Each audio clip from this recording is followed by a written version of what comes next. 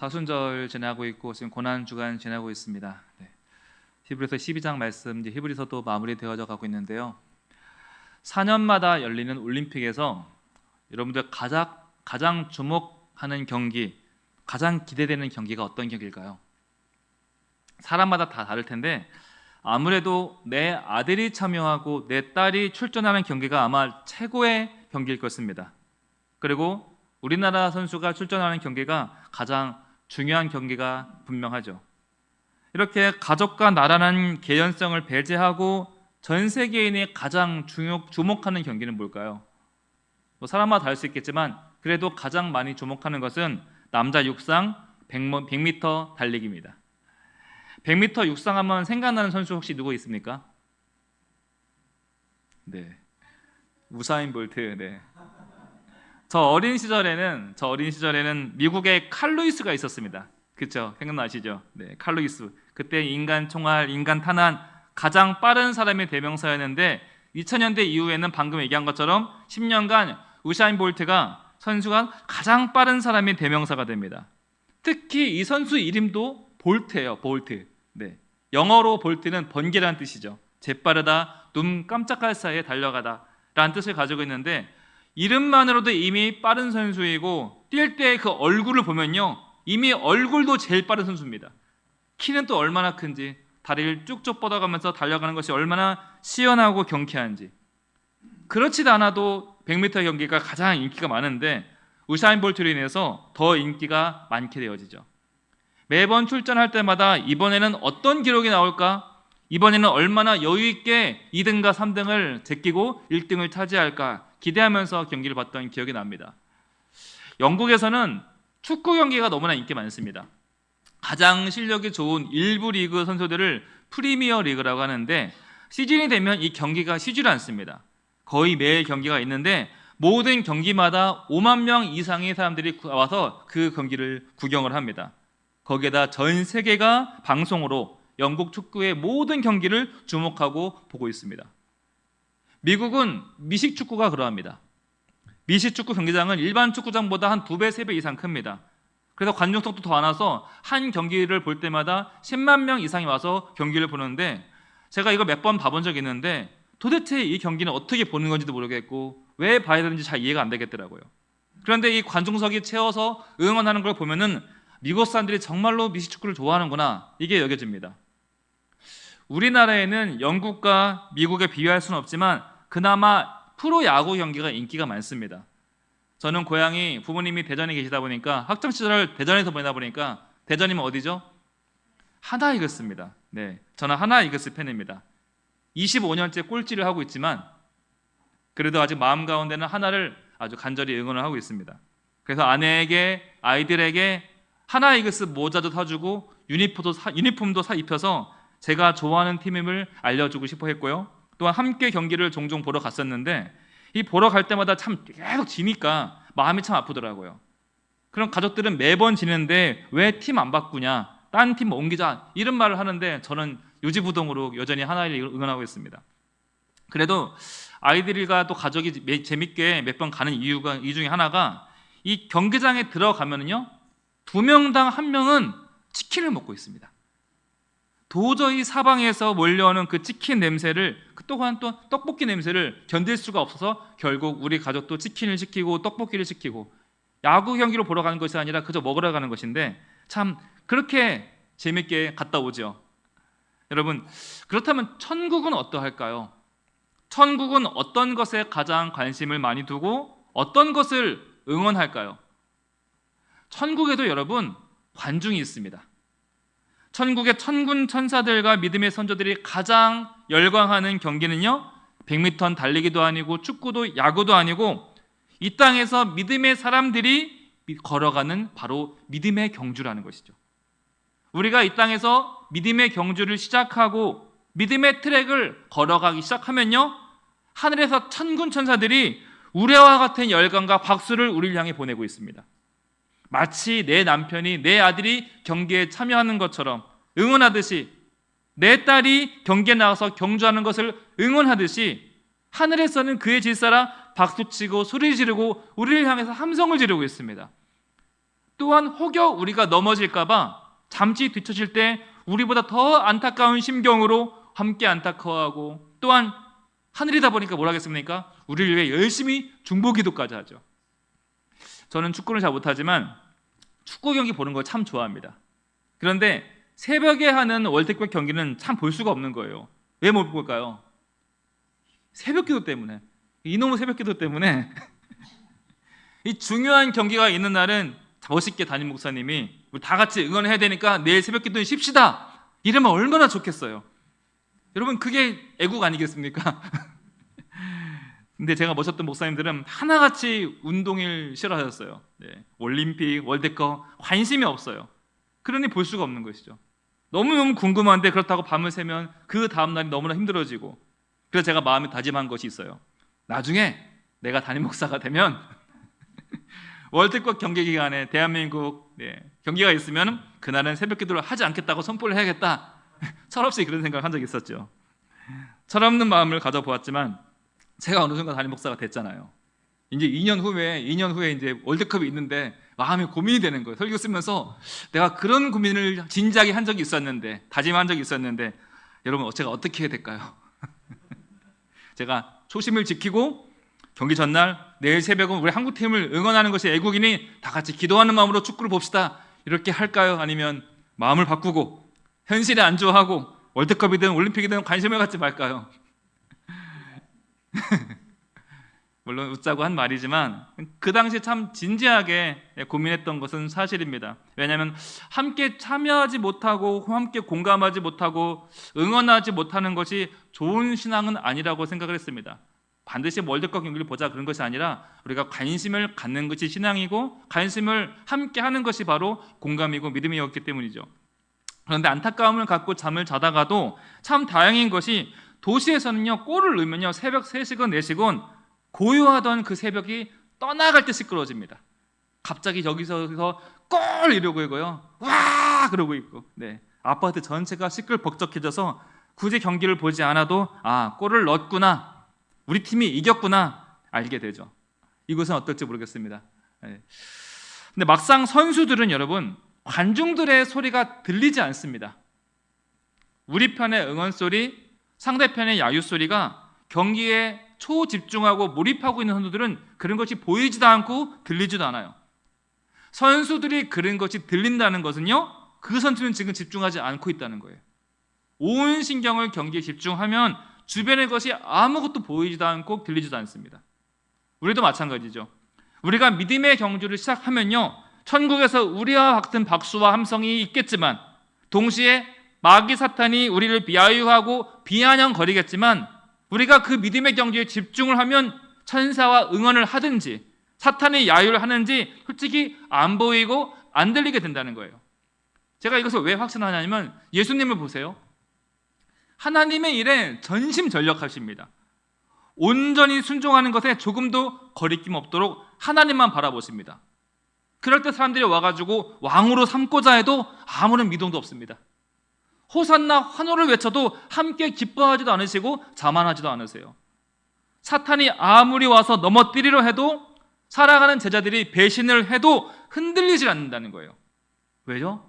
온전히 그 경주, 믿음의 경주에 집중하셨기 때문에 주변 소리가 아무런 방해가 되지 않는다는 것이죠. 그러나 사실 우리는 그 정도의 선수는 아니지 않습니까? 사실 우리는 그저 평범한 사람들입니다. 우리는 예수님의 그 집중력과 실력과 영성을 흉내낼 수도 없습니다. 아무리 노력을 한다 한들 우리는 예수님을 따라갈 수가 없죠.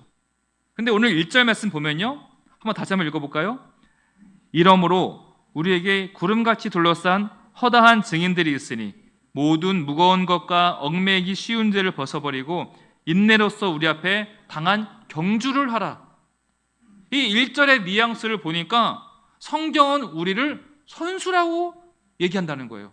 마치 선수인 것처럼 얘기하는 거예요. 우리를 향해 지금 너희가 믿음의 경기장 한가운데 있고 트랙 위에 올라간 선수다라고 우리를 여기고 있습니다. 자, 상상해 보십시오. 우리의 목적지가 저만치 있는 표대를 가지고 가야 되는 것인데, 저만치 세워진 깃발을 잡아야 승리하는 것인데 사탄이 가만히 두질 않습니다. 우리는 집중을 하며 경기에 임하는 선수라고 생각한 적이 단 한 번도 없는데 사탄은 우리를 길을 쓰고 넘어뜨리려 한다는 거예요. 우리는 그저 평범하게 살아가고 있어요. 예수 믿고 구원받는 복받는 삶을 살아가고 싶은데 이 천군 천사들이 마치 우리가 올림픽 경기에 참여하는 것처럼 우리를 향해 응원하고 함성을 지르고 있습니다. 이상하다는 거예요. 솔직히 세상에서 좋은 것들 구경하다가 웃으면서 생을 마감하고 싶거든요. 피할 길은 피해가고 파도가 없는 곳에서 살아가고 싶은데 사실 파도를 왜 넘습니까? 파도가 없는 곳에서 살아가야지. 그것이 우리 기도 제목 아닙니까? 그것이 우리의 삶의 목표인데 성경은 마치 우리를 향해서 너는 지금 경기장에 있다. 지금 이미 출발 총성을 울렸고 너는 앞을 향해 질주해야 된다. 성경은 우리를 평범한 사람으로 보지 않는다는 거예요. 우리를 관중으로 여기지도 않습니다. 하늘에서 갑자기 우리를 향해서 이겨라, 이겨라. 지옥에서는 우리를 향해서 져라, 넘어져라. 자, 보세요. 나는 내가 선수라고 생각한 적이 단 한 번도 없는데 하나님은 우리를 선수로 부르고 계시고요. 천군 천사를 보내서 우리에게 응원하도록 응원단을 파견시키셨고요. 또한 성령님을 보내셔서 반드시 이기도록 옆에서 코치하도록 하셨다는 거예요. 그리고 사탄은 수하들을 보내서 반드시 넘어뜨려라, 주저앉게 해라, 낙오하게 해라. 우리는 편안하게 살아가고 싶은데 그러려고 예수 믿고 신앙생활을 하는 건데 왜 나를 향해 천군 천사들이 환호를 지르고 있고 왜 마귀 사탄은 나를 못 잡아먹어서 안달인 것처럼 나를 괴롭히고 있냐는 거예요. 여러분 잘 생각해 보세요. 지금 나만 모르고 있는 겁니다. 내가 선수인 것을. 내가 하나님이 보내신 믿음의 경주를 달려가는 그 믿음의 선수인 것을 나만 모르고 있다는 거예요. 그러지 않고서야 왜 하늘이 우리를 향해서 응원하겠어요? 그러지 않고서야 왜 사탄이 우리를 잡아먹으려고 그렇게 아등바등 하겠습니까? 여러분 이 과정이 쉽지 않습니다. 그렇게 여러분 나 자신을 알아가는 것이죠.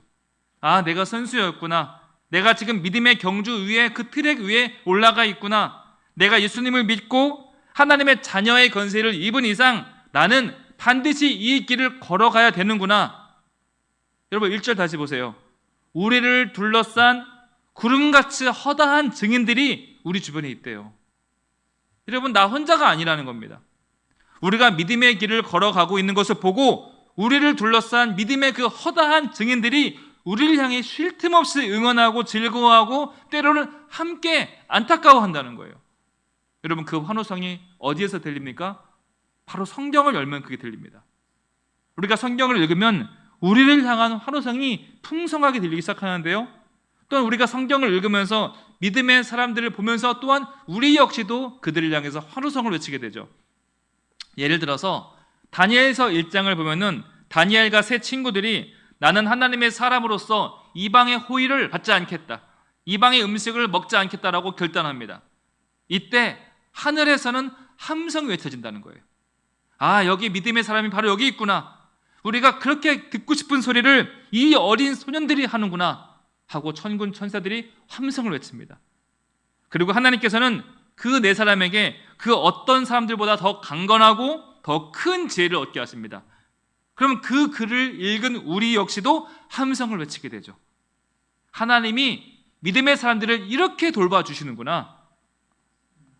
느부갓네살 왕의 신상 앞에서 다니엘 세 친구가 절을 하지 않습니다. 사드랑, 메삭, 아벳느고. 우리는 이방 신에게 절하지 않겠다. 우리는 오직 하나님께만 경배하는 사람들이다. 이 소리에 하늘에서 또 한 번 큰 함성이 외쳐집니다. 그리고 그들이 불 속에 던져질 때 어떻게 됩니까? 불이 그들을 태우지 못하게 하나님께서 그들을 태우지 못하도록 보호하시죠. 우리는 이 장면을 읽으면서 이번엔 또 우리가 함성을 지르죠. 이렇게 성경을 피면요 하늘과 땅에서 동시에 함성이 외쳐지게 된다는 거예요. 여러분 이것이 바로 성경의 능력이고 성경의 권능입니다. 다니엘서를 더 보면요 다니엘이 30일 동안 이방신에게 절하지 않고 오히려 성전을 향해서 예루살렘 성전을 향해서 절을 합니다.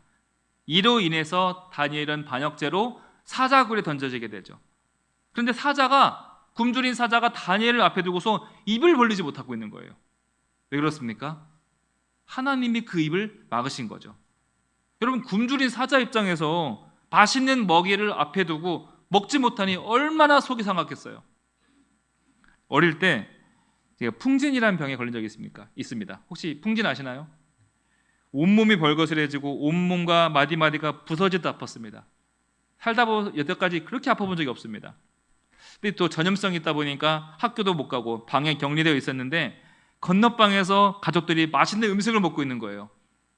문을 닫는다고 그 냄새가 차단되는 건 아니잖아요. 쩝쩝하면서 고기 구워 먹는 소리도 들리고요, 맛있는 찌개 냄새도 방문을 타고 틈에 들어오게 되고, 또한 거실에서는 재미난 축구 경기도 있고 재미난 코미디 프로도 있고 얼마나 속상했는지 모릅니다. 아니, 물만 열면 같이 먹을 수 있는데, 문만 열면 나도 함께 할 수 있는데 그러지 못하니까 제 그때 어린 심경에, 물론 나중에 갖다 줬지만 그 당시에 어떻게 가족이 이럴 수 있나, 그 속상했던 마음이 지금도 기억이 납니다. 여러분, 지금 사자가 지금 이렇다는 거예요. 먹을 것을 바로 눈앞에 두고도 하나님께서 그 입을 막으셔서 벌리지 못하고 있죠. 우리가 믿음의 경주를 하면 하늘에서 환호와 함성이 들려져 옵니다. 그리고 하나님께서 천사를 보내셔서 사탄의 입을 벌리지 못하도록 닫아주신다는 것이죠. 여러분, 성경을 열어보세요. 믿는 이들의 삶을 하나님께서 계속 응원하시고 지켜주시고 보호하시고, 그로 인해 나도 함성을 부르고, 여러분, 우리가 그러한 믿음의 선택을 할 때 하늘에서도 기뻐하고 나 역시도 하나님의 은혜와 보호하심을 받게 된다는 것이죠. 제가 지금 무슨 말을 하는 겁니까? 저와 여러분들이 믿음의 경주자들이라는 거예요. 여러분, 우리는 관중이 아닙니다. 우리는 구경꾼이 아닙니다. 우리는 하나님이 임명하여서 세워주신 하나님의 선수들입니다. 따라서 믿음의 경주는 반드시 고통이 수반되고 인내가 필요하죠. 이 경주를 위해서 반드시 우리 삶에 훈련이 필요할 것이고, 지속적인 영양분이 공급되어지고 인내심과 끝내 끈기가 필요합니다. 그래서 우리가 말씀과 기도 생활을 놓을 수가 없는 거예요. 자, 여러분, 우리가 지금 어디에 서 있는지 이제 분명히 이해되셨습니까? 우리는 여러분, 원튼 원하지 않든 이미 경기장에 서 있는 겁니다. 그럼 우리가 어떤 마음 자세로 살아가야 되는가? 이미 우리가 경기장에 들어선 사람들이고, 상대편에서 사탄이 나를 잡아먹을 기세로 달려들고 있는데, 여러분, 완주 아니면 탈락입니다. 이 둘 사이에 여러분 어떤 선택을 해야 되겠습니까? 1절 다시 보십시오. 믿음의 경주를 이미 완주한 구름같이 허다한 증인들이 우리 삶을 둘러싸 진치고 있다. 우리를 응원하고 격려하고 있다는 거예요. 그러니 이어서 보세요. 경주에 필요한 무거운 것과 얽매여 있는 죄를 벗어 던져야 된다. 너 지금 완주해야 되는데 손에 그거 들고 있으면 안 돼. 그 옷 입고는 완주할 수가 없는 거야. 그 신발 신고는 다리 아파서 끝까지 갈 수가 없어. 무거운 것들, 얽매이기 쉬운 죄를 벗어 던지라는 거예요. 우리 몸을 가볍게 하고 인내함으로 경주해야 된다. 제가 앞서 경기에 집중하게 되면 소리가 안 들린다고 했습니다. 그렇다면 여러분, 어떻게 하면 우리가 경기에 집중할 수 있습니까? 바로 2절 말씀이죠. 우리 2절 읽어볼까요? 믿음의 주요 또 온전케 하시는 예수를 바라보자. 그는 그 앞에 있는 기쁨을 위하여 십자가를 참으사 부끄러움을 개의치 아니하셨더니 하나님 보좌 우편에 앉으셨느니라. 믿음의 주여 온전케 하시는 예수 그리스도를 바라보자. 이것이 우리가 집중할 수 있는 유일한 방법이라는 거예요. 여러분, 이번 주일 말씀 기억하시죠? 늑대 1000마리가 둘러싸일지라도 양은 목자만 바라보면 되는 거예요. 양은 목자의 소리만 들으면 됩니다. 목자만 따라가면 목자의 승리가 곧 양의 승리가 됩니다. 따라서 믿음의 경주자들에게 필요한 것은 우리를 온전케 해주시는 예수 그리스도만 온전히 바라보면 우리의 승리가 다가온다는 것이죠. 우리는 삶에서 질문합니다. 하나님, 이거 어떻게 해야 됩니까? 내가 이럴 때 어떻게 해야 되겠습니까? 지금 상황이 이러이러하고 그들이 나를 넘어뜨리려 하고 있습니다. 그들이 나를 비방하고 시기하고 질투합니다. 그때 성경은 대답합니다. 예수를 바라보라. 선한 목자 대신 예수님을 바라보라. 그분이 너를 온전케 하신다. 왜 그렇습니까? 예수님께서는 감독석에서 뒷짐지고 서 계신 게 아니라 예수님도 함께 그 경주에 참여하고 계시다는 거예요. 바로 네 앞에 서 있는 그분이 예수님이시다. 그분을 따라가라는 거예요. 아무리 장애물이 많다 할지라도 여러분, 예수님이 밟은 그 땅만 밟으면 안전합니다. 아무리 한 깊을지라도 위태위태 할지라도 예수님이 지나가신 그 길만 똑같이 따라 지나가면은 우리는 무난하게 목적지에 도착할 수 있다는 거예요. 그러기 위해서 필요한 것이 첫 번째 1절 말씀, 우리의 몸을 가볍게 해야 된다는 거예요. 우리를 무겁게 하고 있는 것들, 우리를 얽매이게 하는 그 모든 죄들을 벗어 던져야 된다. 여러분에게 그것이 무엇입니까? 내가 지금 예수를 따라가야 되는데, 예수님 뒤를 따라가야 되는데, 환호와 응원을 받으면서 주님을 온전히 붙어 있어야 되는데 나를 못 움직이게 하고 망설이게 하는 것들, 여러분 인생 가운데 어떤 것이 있습니까? 이미 여러분들은 알고 있습니다. 그것이 무엇인지, 내가 무엇을 벗어버려야 되는지, 무엇을 떨쳐내야 내가 온전히 예수님을 따라가고 그 승리가 나의 승리가 되는지 여러분들이 이미 알고 있습니다. 그리고 두 번째 2절 말씀, 우리는 예수님을 바라봐야 됩니다. 무엇보다 먼저 십자가의 길을 걸으신 예수님, 우리를 대신해서 고난과 채찍을 대신 맞으시고 묵묵히 걸어가신 예수님을 따라갈 줄 알아야 된다는 거예요. 바로 이 1절과 2절에 우리 인생의 모든 승리가 다 담겨져 있는 것이죠. 하지만 히브리서는 좀 더 과격하게 말합니다. 4절 말씀에 너희가 죄와 싸우되 아직 피 흘릴 정도로 싸우지는 않았잖아 라고 얘기하죠. 네 아직 고생 안 했잖아, 힘들다고 하기에는 아직 피도 흘린 것도 없잖아, 이렇게 얘기합니다. 믿음의 선지들은 죄와 맞서기 위해서 피 흘리기까지를 아끼지 않고 끝까지 싸웠는데 너희들은 지금 피 흘린 적도 없고 그 정도의 각오도 하고 있지 않잖아. 그만 엄살 부리고 제발 단호하게 결단하라는 거예요. 지금 너희들 경주 중이라니까. 너희 경주가 얼마나 중요하면 하늘의 천군천사가 너희들을 응원하겠니?